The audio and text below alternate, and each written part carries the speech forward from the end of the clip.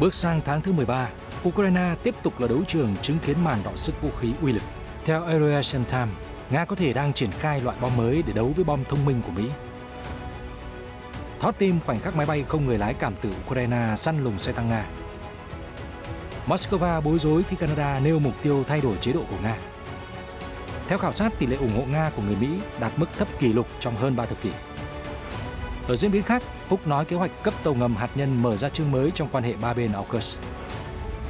Tiết lộ nội dung hội đàm trong thượng đỉnh Nhật-Hàn. Đảo Đài Loan xác định UAV là chìa khóa trong cuộc chiến phi đối xứng tiềm tàng với Trung Quốc. Đài Loan khẳng định phát triển tàu ngầm nội địa theo kế hoạch, bất chấp nhiều khó khăn. Một số tin tức không kém phần quan trọng, Trung Quốc mở cửa biên giới cho du khách nước ngoài lần đầu tiên kể từ năm 2020. Các nhà bảo vệ môi trường cảnh báo khi Mỹ phê duyệt dự án khoan dầu gây tranh cãi ở Alaska. Tổng thống Biden khẳng định hệ thống ngân hàng của Mỹ vẫn an toàn sau 2 vụ sụp đổ. Tất cả sẽ được gửi đến quý vị ngay sau đây.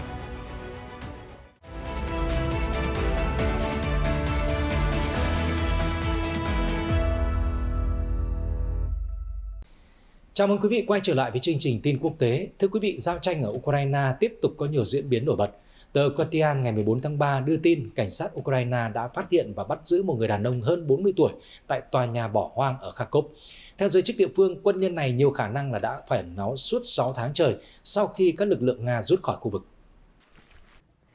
Cảnh sát Kharkov cho biết trong một tuyên bố, sau khi khám xét người đàn ông đến từ Moscow và là quân nhân thuộc Lữ đoàn Bộ binh Cơ giới cận vệ số 27 của Nga, ông ta thừa nhận đã ẩn náu tại vùng được giải phóng ở Kupiansk sau khi quân đội Ukraine giành quyền kiểm soát thành phố này. Theo Guardian, người đàn ông mặc thường phục có lẽ đã bị tách khỏi đơn vị của mình khi họ rút lui trước cuộc phản công của Ukraine vào tháng 9 năm ngoái. Vẫn chưa rõ bằng cách nào mà ông ta đã lẩn trốn trong 6 tháng qua. Cảnh sát Ukraine hiện chưa công bố thêm thông tin và Guardian không thể xác minh độc lập các tuyên bố. Bộ Quốc phòng Nga hiện chưa bình luận về thông tin trên. Tháng 9 năm 2022, Nga tuyên bố rút quân khỏi nhiều địa điểm tại tỉnh Kharkov của Ukraine sau chiến dịch phản công chớp nhoáng. Lúc bấy giờ, lực lượng Nga cũng phải đối mặt với các cuộc tấn công ở phía Nam. Trong khoảng thời gian vài ngày, Ukraine đã đẩy quân Nga ra khỏi hơn 6.000 km vuông lãnh thổ và củng cố quyền kiểm soát khu vực Kharkov, cắm cờ trên các thị trấn và làng mạc đã bị quân đội Nga chiếm đóng trong 6 tháng, đồng thời thu hồi các khu vực bị Moscow chiếm giữ. Từ khi xung đột bùng nổ, Ukraine đã trở thành đấu trường chứng kiến màn đọ sức của hàng loạt vũ khí uy lực. Eurasian Times ngày 14 tháng 3 dẫn các báo cáo chiến trường cho biết là quân đội Nga dường như đang bắt đầu sử dụng thứ được cho là phiên bản riêng của bom lượn chính xác cao Chiram do Mỹ sản xuất ở khu vực Donbass, miền đông của Ukraine. Kênh Telegram Fighter Bomber thân Nga đã đăng một video tổng hợp nhiều clip cho thấy việc quân đội Nga sử dụng bom FAB-500M62 được trang bị bộ dẫn đường trên không. Bộ Quốc phòng Nga vẫn chưa bình luận chính thức về thông tin sử dụng các bộ dẫn đường trên không này. Tuy nhiên, truyền thông Nga đưa tin rằng những quả bom như trên đã được triển khai ở khu vực Avdiivka, theo Eurasian Times. Ngoài ra, một phương tiện truyền thông Nga có tên là Military Review đã chia sẻ những hình ảnh về quả bom FAB-500 chưa phát nổ được tìm thấy ở quận Kubishevsky của Donetsk. Điều thú vị là chỉ cách quả bom này 500 mét, một bộ dẫn đường trên không cũng được tìm thấy, theo Military Review. Trước đó vào đầu tháng 1, kênh Fighter Bomber cũng chia sẻ một hình ảnh dường như là bom FAB-500M62 được đưa lên một máy bay chiến đấu Su-34 Fullback của Nga. Vào thời điểm đó, cư dân mạng đã so sánh loại bom này với bom dẫn đường thông minh Chiram của Mỹ đã cung cấp cho Ukraine. Theo Eurasian Times, ngày 7 tháng 3, không quân Ukraine đã nhận được bom Chiram-R, cho phép họ tấn công từ xa các mục tiêu lớn của Nga như cầu đường và các công sự kiên cố. Tướng James Hacker, tư lệnh không quân Mỹ ở châu Âu đã tiết lộ chi tiết về việc Ukraine sử dụng loại bom này bên lề hội nghị chuyên đề chiến tranh của Hiệp hội Lực lượng Hàng không và Vũ trụ năm 2023 ở Aurora, Colorado. Theo Aviapro, bom Chiram-R đặc biệt nguy hiểm khi nó có thể bay ở khoảng cách lên tới 72 km và có thể nặng tới 900 kg, gây ra sức tàn phá lớn khi tấn công mục tiêu.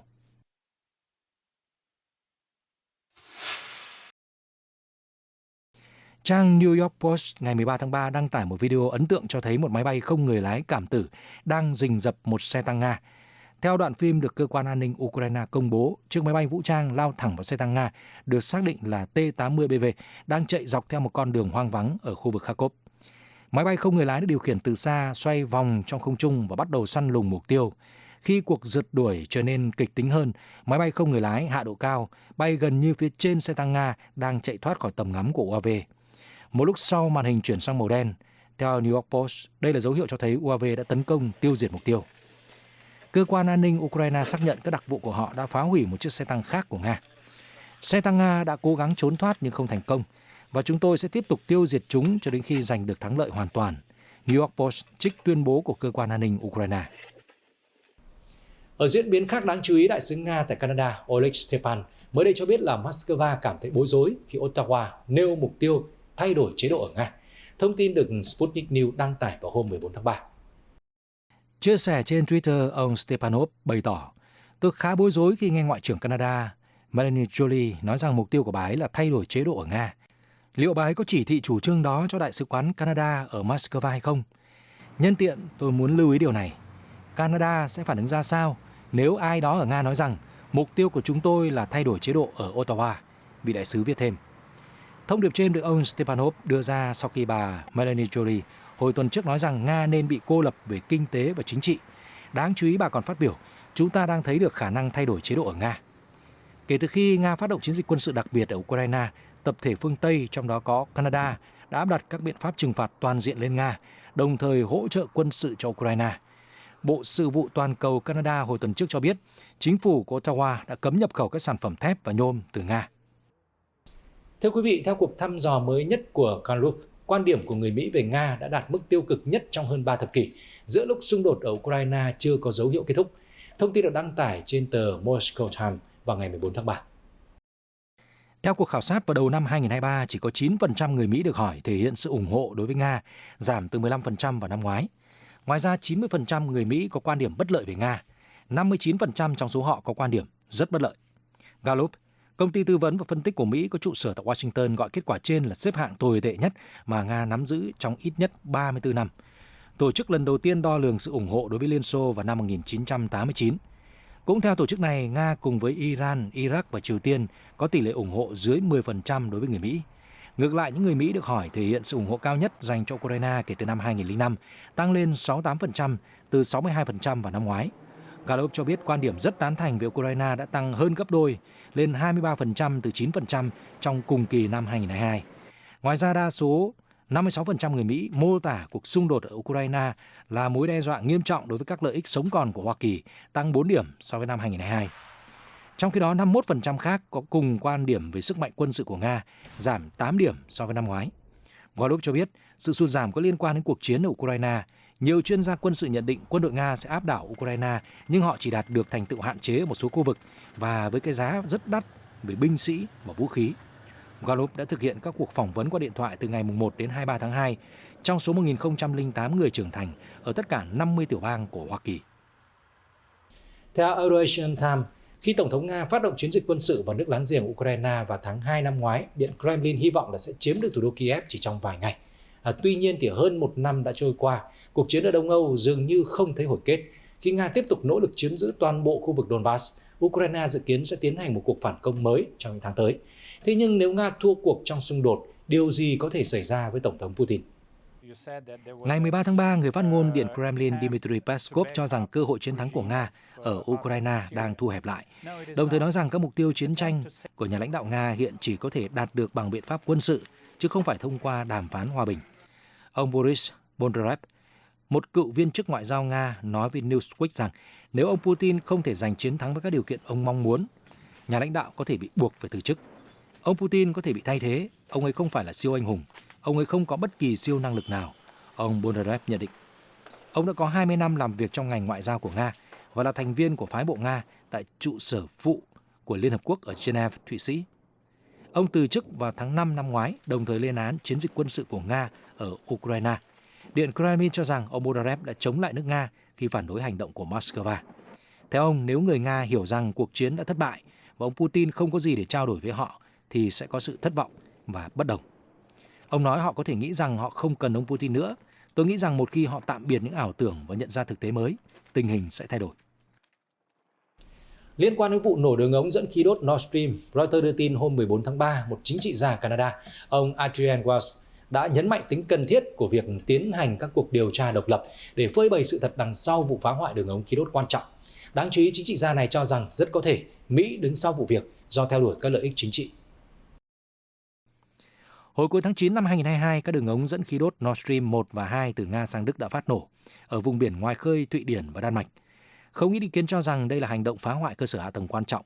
Trong một bài báo đăng trên cổng thông tin Substack của Hoa Kỳ vào hồi đầu tháng trước, ông Seymour Hersh, nhà báo điều tra từng đoạt giải Pulitzer, đã nói rằng các thợ lặn của Mỹ đã cài chất nổ dưới các đường ống Nord Stream trong khuôn khổ của tập trận Barstow vào tháng 6 năm ngoái. Thời gian phát nổ được cài đặt vào 3 tháng sau đó. Bí thư Đảng Cộng sản Quebec Adrian Weiss nói với đài truyền hình Trung ương Trung Quốc CCTV rằng Mỹ và Nga từ lâu đã tranh chấp gay gắt về năng lượng, đặc biệt là tại thị trường béo bở châu Âu. Kể từ khi Moscow phát động chiến dịch quân sự ở Ukraine, nhiều nước ở lục địa già đã phải phụ thuộc vào nguồn năng lượng đắt đỏ của Mỹ. Ông Weiss nhấn mạnh, việc phá hủy các đường ống Nord Stream rõ ràng đem lại lợi ích cho Hoa Kỳ, trong khi người dân châu Âu phải trả giá đắt cho điều đó. Vị chính trị gia nói, tôi nghĩ rằng càng ngày chúng ta càng có nhiều bằng chứng cho thấy Hoa Kỳ thực sự đứng sau hành động phá hoại các đường ống Nord Stream. Lợi ích kinh tế của các tập đoàn dầu khí từ phương Tây là câu trả lời phù hợp cho hành động đó. Về cơ bản, đó là cách để đẩy nhanh sự phụ thuộc năng lượng của toàn lục địa châu Âu vào Hoa Kỳ. Đan Mạch, Đức và Thụy Điển đã mở cuộc điều tra riêng về vụ việc. Tuy nhiên, sau 5 tháng, họ vẫn chưa xác định thủ phạm. Ông Weiss khẳng định cộng đồng quốc tế nên tiến hành các cuộc điều tra độc lập và minh bạch để tránh hành vi tẩy trắng của Hoa Kỳ. Như chúng tôi đã đưa tin, Tổng thống Mỹ Joe Biden đã công bố kế hoạch cấp tàu ngầm chạy bằng năng lượng hạt nhân cho Úc trong cuộc gặp thượng đỉnh với các nhà lãnh đạo Úc, Anh vào hôm 13 tháng 3. Thủ tướng Úc Anthony Albanese cho rằng bước ngoặt vừa qua mở ra một chương mới cho quan hệ ba bên AUKUS, sự gắn kết giữa các nước hình thành trên cơ sở chia sẻ giá trị chung, cam kết dân chủ và tầm nhìn về một tương lai hòa bình. Theo Kyodo News, trong cuộc họp báo với hai nhà lãnh đạo Úc, Anh, sau cuộc họp thượng đỉnh ở căn cứ Hải quân Hoa Kỳ ở San Diego, California, ông Albanese đã cảm ơn Washington vì đã chia sẻ công nghệ đẩy hạt nhân lần đầu tiên sau 65 năm. Vị Thủ tướng cũng nói rằng thỏa thuận tàu ngầm hạt nhân đại diện cho khoản đầu tư và năng lực phòng thủ lớn nhất của Úc từ trước tới nay. Tổng thống Mỹ Joe Biden đã nhấn mạnh các tàu ngầm chạy bằng năng lượng hạt nhân cấp cho Úc sẽ không có bất kỳ loại vũ khí hạt nhân nào. Theo thỏa thuận, bắt đầu từ thập kỷ tới, sau khi được Quốc hội chấp thuận, Mỹ sẽ bán cho Úc 3 tàu ngầm lớp Virginia, Canberra có thể mua thêm 2 chiếc nữa tùy theo nhu cầu. Tổng thống Biden cho biết kế hoạch tàu ngầm của ba nước đã minh chứng cho mối quan hệ lâu dài, cũng như cam kết chung về nỗ lực đảm bảo xây dựng khu vực Ấn Độ Dương, Thái Bình Dương tự do, cởi mở, thịnh vượng và an toàn. Trong khi đó, Thủ tướng Anh Rishi Sunak lưu ý, kể từ khi AUKUS thành lập, các thách thức từ Trung Quốc, Triều Tiên và Nga đã tăng lên. Đây là quan hệ đối tác mạnh mẽ. Lần đầu tiên, ba nước tạo tiền đề để 3 hạm đội tàu ngầm cùng hợp tác trên cả Đại Tây Dương và Thái Bình Dương, đồng thời giữ cho các đại dương được tự do, cởi mở và thịnh vượng trong nhiều thập kỷ tới, ông Sunak nhấn mạnh. Theo Reuters, AUKUS đã thành lập vào tháng 9 năm 2001, mở đường cho việc hợp tác phát triển một loại tàu ngầm mới giữa 3 nước thành viên, được gọi tắt là SSN-AUKUS. Các tàu ngầm mới sẽ được trang bị công nghệ từ 3 quốc gia. Chúng được đóng tại nhà máy của Úc và Anh trong vòng một thập kỷ. Trong giai đoạn đầu dự án, London và Washington sẽ đào tạo các sĩ quan và kỹ sư Úc về cách vận hành tàu ngầm chạy bằng năng lượng hạt nhân. Sau khi Úc mua lại các tàu từ Mỹ, giai đoạn thứ 3 của quá trình sản xuất phiên bản tàu ngầm mới sẽ bắt đầu. Anh dự kiến chuyển giao những chiếc SSN-AUKUS đầu tiên cho Hải quân Hoàng gia vào cuối thập niên 2030. Lô hàng đầu tiên SSN-AUKUS dự kiến sẽ được Úc chuyển giao cho Hải quân của mình vào đầu thập niên 2040. Hôm 14 tháng 3, Thủ tướng Nhật Bản Fumio Kishida đã điện đàm với người đồng cấp Úc Albanese và bày tỏ ủng hộ các kế hoạch của AUKUS.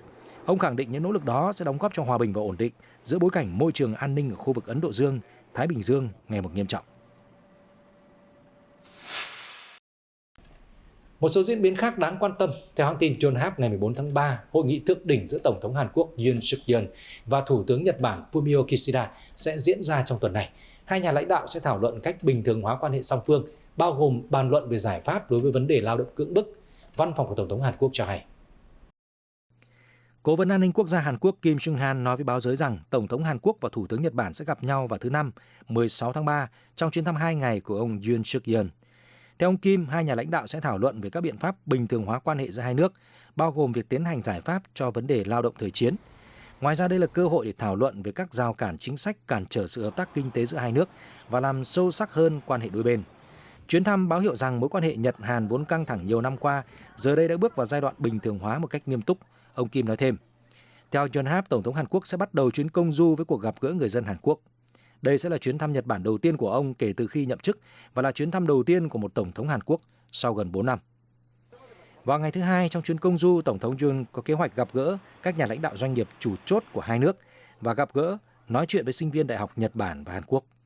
Mối quan hệ giữa hai nước láng giềng trở nên lạnh nhạt sau khi vào năm 2018, Tòa án tối cao Hàn Quốc đã ra phán quyết yêu cầu hai công ty Nhật Bản là Nippon Steel và Mitsubishi Heavy Industries phải bồi thường thiệt hại cho các nạn nhân lao động cưỡng bức Hàn Quốc.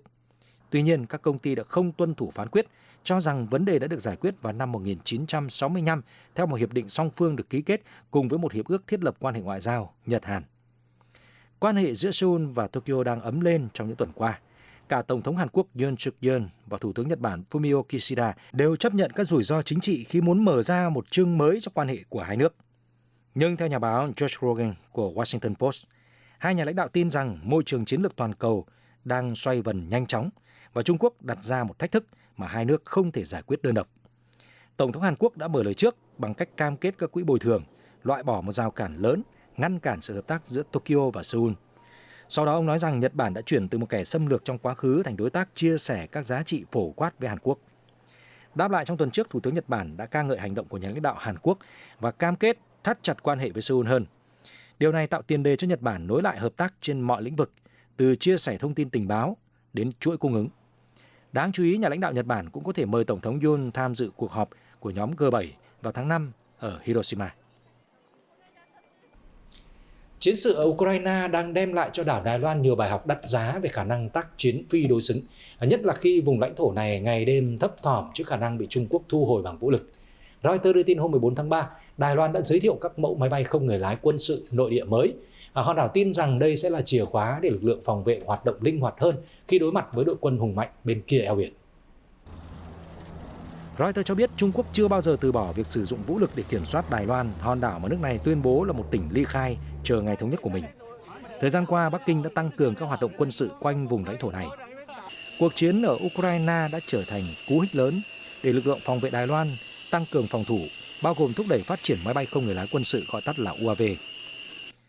Vừa qua, Viện Khoa học và Công nghệ Chung San của Đài Loan đã có lần hiếm hoi phô diễn năng lực của dàn máy bay không người lái quân sự mới nhất, trong đó có máy bay không người lái trinh sát Albatros 2 và UAV chiến đấu kết hợp với các vệ tinh của hệ thống định vị toàn cầu. Người đứng đầu Viện Chung San A Chang cho biết cuộc chiến ở Ukraine đã làm nổi bật vai trò quan trọng của các UAV. Do đó, tổ chức của ông đã hợp tác với các công ty Đài Loan để xây dựng một đội ngũ chuyên phát triển máy bay không người lái quân sự. Trong khi đó, lực lượng phòng vệ Đài Loan đã tuyên bố hợp tác với các công ty nhằm sản xuất 3.000 máy bay không người lái vào năm tới. Philippines, Giám đốc bộ phận nghiên cứu hệ thống hàng không của Viện Chung San cho biết các lực lượng vũ trang nên tăng cường áp dụng máy bay không người lái trong chiến lược của mình. Phát biểu trước báo giới tại một cơ sở của Viện Chung San ở thành phố Đài Trung, ông Philippines bày tỏ: "Tôi hy vọng lực lượng của Đài Loan có thể làm quen và mạnh dạn sử dụng vũ khí chiến đấu phi đối xứng này." Nhà lãnh đạo đảo Đài Loan Thái Anh Văn đã ủng hộ ý tưởng thúc đẩy tác chiến phi đối xứng để lực lượng hòn đảo cơ động và khó bị tấn công hơn. Theo đánh giá của Reuters, lực lượng vũ trang của Đài Loan được trang bị tốt nhưng vẫn còn kém hơn so với Trung Quốc. Cơ quan phòng vệ của hòn đảo cho biết Bắc Kinh đang nhanh chóng xây dựng năng lực chiến đấu bằng máy bay không người lái, bao gồm tạo ra các UAV bầy đàn. Để ứng phó, Đài Loan sẽ tập trung phát triển máy bay không người lái chiến đấu và trinh sát cùng hệ thống chống UAV hiệu quả. Bên cạnh nỗ lực phát triển máy bay không người lái, đảo Đài Loan cũng đang ra sức thúc đẩy chương trình phát triển tàu ngầm nội địa. Người đứng đầu cơ quan phòng vệ hòn đảo Khâu Quốc Chính cho biết, dù gặp nhiều khó khăn nhưng Đài Loan vẫn duy trì tiến trình sản xuất đúng kế hoạch. Thông điệp trên được ông Khâu Quốc Chính đưa ra sau khi Reuters đưa tin về việc Anh gia tăng mạnh mẽ hoạt động xuất khẩu các bộ phận của tàu ngầm sang Đài Loan. Thời gian qua, hòn đảo đã thuê một loạt nhà cung cấp công nghệ tàu ngầm nước ngoài để trang bị cho hạm đội mới của mình với sự chấp thuận của chính phủ các nước. Khi được hỏi về thông tin, Anh gia tăng doanh số xuất khẩu các bộ phận và công nghệ tàu ngầm sang Đài Loan, ông Khâu Quốc Chính đã tránh đề cập trực tiếp. Vị quan chức chỉ nói rằng các chương trình phát triển tàu ngầm đóng vai trò rất quan trọng đối với Đài Loan. Dù có nhiều khó khăn, nhưng hiện tại mọi thứ vẫn đang diễn ra theo kế hoạch. Theo Reuters, trong nhiều thập kỷ qua, Đài Loan không thể mua tàu ngầm thông thường từ quốc gia khác vì các nước đều lo ngại khả năng chọc giận Trung Quốc. Căng thẳng đang gia tăng giữa Trung Quốc và đảo Đài Loan khi mới đây, Chủ tịch Trung Quốc Tập Cận Bình một lần nữa nhấn mạnh quyết tâm thu hồi hòn đảo ly khai. Trong khi đó, chính quyền Đài Loan nói rằng chỉ người dân hòn đảo mới có quyền quyết định tương lai của mình. Thưa quý vị, trong khi nỗ lực viện trợ cho Ukraine, kho vũ khí của các nước phương Tây lại rơi vào tình trạng thiếu trước hụt sau. Đức là một ví dụ điển hình khi Ủy viên Quốc hội nước này báo động lực lượng vũ trang của Berlin đang thiếu mọi thứ, từ vũ khí đến mũ bảo hiểm. Bà Eva Hohen, đại diện cho lực lượng vũ trang tại Quốc hội Đức, nói với đài truyền hình NTV rằng bà sẽ nêu bật những thiếu hụt nghiêm trọng của quân đội trong một báo cáo hàng năm sẽ được trình bày trước Quốc hội vào ngày 21 tháng 3 tới. Nữ ủy viên cảnh báo lính Đức thiếu mọi thứ, từ vật dụng đến thiết bị cá nhân như thiết bị nhìn đêm, radio cho đến các thiết bị lớn hơn. Binh lính Đức phải đối mặt với tình trạng thiếu thốn hàng ngày. Điều này cản trở nỗ lực giáo dục và đào tạo các lực lượng. Bà Hohen cũng chỉ trích chính phủ quá chậm chạp trong việc lấp đầy khoảng trống vũ khí đã bàn giao cho Ukraine. Nữ quan chức cũng cho biết chính phủ chưa chi bất kỳ khoản nào trong ngân sách 107 tỷ đô la đã hứa phân bổ để mua vũ khí. Bà cũng phàn nàn tình trạng cơ sở hạ tầng quân sự hư hỏng, nhất là tại các doanh trại. Mặt khác, nữ quan chức ca ngợi Bộ trưởng Quốc phòng Boris Pistorius khi ông thừa nhận quân đội Đức không thể bảo vệ bất kỳ ai với những lỗ hổng hiện tại. Xin được chuyển sang một số tin tức xã hội đáng quan tâm. Thưa quý vị, Trung Quốc cho biết là nước này sẽ mở cửa biên giới cho du khách nước ngoài bằng cách khôi phục việc cấp tất cả các loại thị thực. Lệnh mới được đưa ra sau 3 năm kể từ khi đại dịch Covid-19 bùng phát và bắt đầu có hiệu lực từ ngày 15 tháng 3. Việc loại bỏ các biện pháp kiểm soát phòng chống dịch Covid-19 xuất hiện sau khi giới chức Trung Quốc hồi tháng trước tuyên bố chiến thắng trước đợt bùng phát virus gần đây. Sự thúc đẩy ngành du lịch sẽ vực dậy nền kinh tế trị giá 17.000 tỷ đô la của đất nước tỷ dân. Theo Bộ Ngoại giao Trung Quốc, nước này sẽ tiếp tục miễn thị thực cho một số nơi, bao gồm đảo Hải Nam, đồng thời các tàu du lịch dừng ở Thượng Hải. Việc miễn thị thực vào Quảng Đông cho người nước ngoài từ Hồng Kông và Macau cũng sẽ được nối lại. Bộ cho biết thêm, người nước ngoài có thị thực được cấp trước ngày 28 tháng 3 năm 2020 vẫn còn hiệu lực, cũng có thể vào Trung Quốc. Tom Simpson, giám đốc của Hội đồng Kinh doanh Trung Quốc-Anh, nói với Reuters rằng việc nối lại đơn xin các loại thị thực sẽ loại bỏ một rào cản đáng kể khác trong việc nối lại hoạt động di chuyển giữa Anh và Trung Quốc. Hội đồng đã thấy các đơn xin đi công tác và lượng khách tăng đáng kể từ tháng 1.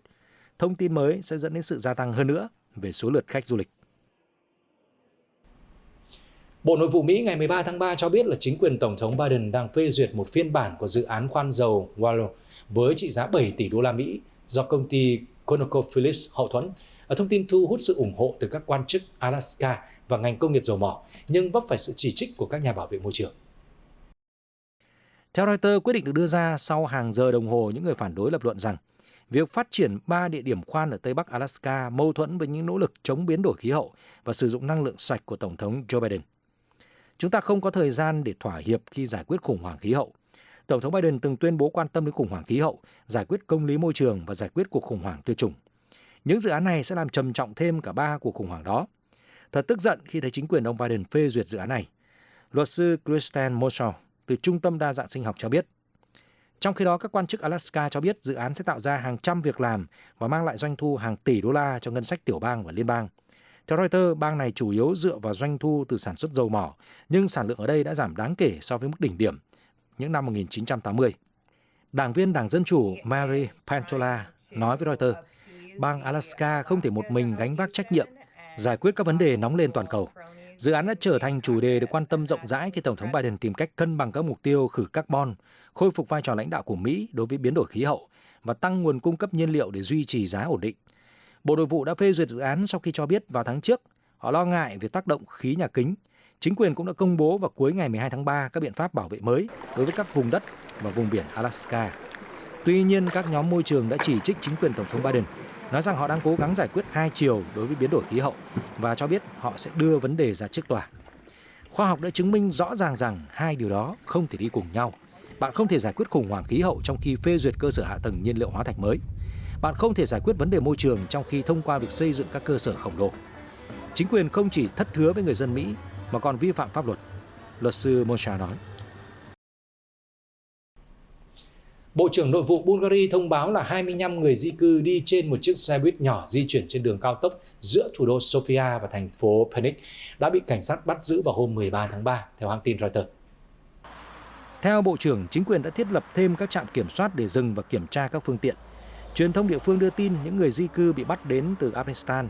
2 tuần trước, các công tố viên Bulgaria đã buộc tội 6 người liên quan đến đường dây buôn người sau khi 18 người di cư Afghanistan được tìm thấy đã chết bên trong một chiếc xe tải trên một con đường gần Sofia. Vụ việc đã gây sốc cho Bulgaria. Đây là một trong những sự cố tồi tệ nhất liên quan đến người di cư trên tuyến đường bộ xuyên Ban Căng vào châu Âu. Theo Reuters, hàng ngàn người dân muốn chạy trốn chiến tranh và đói nghèo Trung Đông, châu Phi và châu Á đã thực hiện cuộc hành trình nguy hiểm để bước chân vào châu Âu. Bulgaria Kojabankan đã cố gắng đối phó với dòng người di cư gia tăng từ nước láng giềng Thổ Nhĩ Kỳ trong năm qua. Hải quân Colombia hôm 11 tháng 3 đã công bố một đoạn video ghi lại cảnh các sĩ quan của họ bắt giữ một lô hàng chất cấm trên một con tàu bán chìm. Các quan chức cho biết 2,6 tấn chất cấm đã bị thu giữ trong quá trình hoạt động. Theo các nhà chức trách, trong quá trình kiểm tra con tàu, họ cũng tìm thấy thi thể của 2 người cùng lô hàng chất cấm, cũng như 2 người trong tình trạng sức khỏe yếu do hít phải khói độc từ nhiên liệu. Giới chức Colombia nói thêm, phương tiện bán chìm cùng những người được cứu đã được đưa đến cảng Tumaco ở tây nam nước này, gần biên giới với Ecuador. Các quan chức hải quân cho biết lô hàng đang trên đường đến Trung Mỹ. Thưa quý vị, ngày 12 tháng 3, Signature Bank, một ngân hàng quen thuộc với giới tiền số, đã bị giới chức New York đóng cửa. Sự việc diễn ra chỉ 2 ngày sau khi vụ sụp đổ của Silicon Valley Bank. Trong bối cảnh này, thì đài NHK ngày 14 tháng 3 dẫn lời Tổng thống Mỹ Joe Biden cam kết sẽ làm mọi cách để ngăn chặn hậu quả do 2 vụ sụp đổ ngân hàng gây ra. Nhà lãnh đạo nói người Mỹ có thể yên tâm rằng hệ thống ngân hàng của chúng tôi an toàn, tiền gửi của mọi người vẫn an toàn. Tôi cũng xin đảm bảo rằng chúng tôi sẽ làm bất cứ điều gì cần thiết sau 2 vụ sụp đổ. Theo NHK, chủ nhân Nhà Trắng kêu gọi các nhà lập pháp và cơ quan quản lý tăng cường các quy tắc để giảm khả năng lặp lại các vụ sụp đổ. Tổng thống Biden cũng cam kết với người dân rằng sẽ không có khoản tiền nào của họ được sử dụng trong các gói cứu trợ, đồng thời cho biết các nhà quản lý ngân hàng sẽ bị sa thải. Trước đó, các cơ quan quản lý đã công bố nhiều biện pháp khẩn cấp để bảo vệ các khoản tiền gửi tại ngân hàng. Thay vì giới hạn tiêu chuẩn là 250.000 đô la, họ cho biết những người gửi tiền sẽ có quyền truy cập vào tất cả số tiền của họ từ thứ Hai. Tuy nhiên, các nhà đầu tư ở phố Wall lo ngại rằng hậu quả có thể lan rộng. Trong phiên giao dịch ngày thứ Hai, họ chứng kiến cổ phiếu của một số ngân hàng khu vực giảm mạnh. Trong khi đó, cựu Tổng thống Donald Trump mới đây đã lên tiếng bình luận về vụ phá sản của hàng loạt các ngân hàng lớn ở Mỹ. Tổng vốn hóa của các ngân hàng bị sụp đổ ước tính khoảng nửa nghìn tỷ đô la Mỹ. Trong phát biểu mới nhất của mình, ông Trump đã khẳng định rằng Tổng thống Mỹ Joe Biden sẽ lưu lại trong lịch sử Mỹ với tư cách là Herbert Hoover thứ hai. Herbert Hoover, cựu Tổng thống Mỹ và là người đã lãnh đạo nước Mỹ trong cuộc đại suy thoái lịch sử năm 1929. Ông Trump nói dựa trên những gì đang xảy ra với nền kinh tế của chúng ta có thể nói rằng ông Joe Biden là một Herbert Hoover thời hiện đại. Và chúng ta đang ngày càng gần kề với cuộc đại suy thoái. Cuộc đại suy thoái này sẽ tồi tệ hơn nhiều so với năm 1929. Đã có những dấu hiệu cho việc này khi một số ngân hàng đã phải phá sản trong thời gian ngắn. Sau phát biểu của Tổng thống Biden, giá cổ phiếu của các ngân hàng châu Âu đã đi xuống. Ngân hàng lớn nhất của Thụy Sĩ ngay lập tức mất 11% vốn hóa. Đây là lần rớt giá chứng khoán lớn nhất trong lịch sử ngân hàng này. Tiền vệ Jennifer Marosan của đội tuyển bóng đá nữ quốc gia Đức mới đây đã tuyên bố từ giã sự nghiệp thi đấu quốc tế. Quyết định được nữ tiền vệ 30 tuổi đưa ra chỉ 4 tháng trước thềm World Cup nữ khởi tranh. Hôm 13 tháng 3, Marosan cho biết cô giải nghệ do chấn thương dây chằng chéo trong trận giữa Đức và Serbia vào tháng 4 năm ngoái thuộc khuôn khổ vòng loại World Cup. Trong tuyên bố cô nêu rõ, việc từ giã sự nghiệp vào đội tuyển quốc gia là một điều đúng đắn. Tôi nghĩ mình đã quá sức cho các giải đấu quốc tế. Marosan đã cùng đội tuyển nữ Đức giành chức vô địch châu Âu 2013. Cô cũng là người hùng ghi bàn thắng ấn định giúp Đức đánh bại Thụy Điển 2-1, qua đó có lần đầu tiên đăng quang trên đấu trường Olympic vào năm 2016. Ở cấp câu lạc bộ, nữ tiền vệ Đức sở hữu 5 chức vô địch Champions League, trong đó có 4 cùng với câu lạc bộ hiện tại cô đang thi đấu là Olympique Lyon, Pháp và 1 với Frankfurt. Marosan lần đầu thi đấu cho đội tuyển quốc gia vào tháng 10 năm 2010. Cô ghi tổng cộng 33 bàn thắng trong sự nghiệp thi đấu quốc tế kéo dài 13 năm. Marosan sẽ có trận đấu thứ 112 và cũng là trận đấu cuối dưới màu áo quốc gia vào ngày 11 tháng 4 tới gặp đội tuyển Brazil. Vừa qua, đám cưới của công chúa Iman, trưởng nữ của vua Jordan với một nhà tài chính gốc Hy Lạp đã diễn ra tại cung điện Hoàng gia Jordan. Nhiều người không khỏi suýt xoa trước những hình ảnh đẹp như cổ tích trong lễ cưới. Công chúa Iman 26 tuổi mặc chiếc váy cưới lộng lẫy với phần ngực và tay áo ren cùng chiếc vương miện kim cương và khăn voan dài trên đầu. Cô được anh trai Thái tử Hossein bin Abdullah dẫn qua khu vườn cung điện Beit al-Udom, tiến vào lễ đường. Sau đó công chúa cùng chú rể Jamil Alexander Themiotis, 28 tuổi, đọc một đoạn kinh Koran sau khi ký vào văn bản kết hôn trước sự chứng kiến của vua Jordan Abdullah. Buổi lễ được truyền hình trực tiếp một phần, có sự tham gia của các thành viên hoàng gia và bạn bè của gia đình hai bên. Hoàng hậu Rania, mẹ của cô dâu, chia sẻ trong một bài trên mạng xã hội rằng: "Chúc mừng con gái Iman thân yêu, nụ cười của con luôn là món quà tình yêu mà mẹ trân trọng từ lúc con ra đời. Mẹ mong hai con luôn hạnh phúc trong cuộc sống ngập tràn tiếng cười." Lễ đính hôn của cặp đôi được thông báo vào mùa hè năm ngoái, nhưng công chúa và chồng chỉ mới ấn định ngày kết hôn vào tuần trước. Sắp tới, Hoàng gia Jordan sẽ có thêm một lễ cưới khác giữa Thái tử Hossein với Rashwa Al-Saib, con gái út của doanh nhân người Ả Rập Khaled Al-Saib vào ngày 1 tháng 6. Thông tin vừa rồi cũng đã khép lại chương trình tin quốc tế. Cảm ơn quý vị đã quan tâm theo dõi. Xin kính chào và hẹn gặp lại.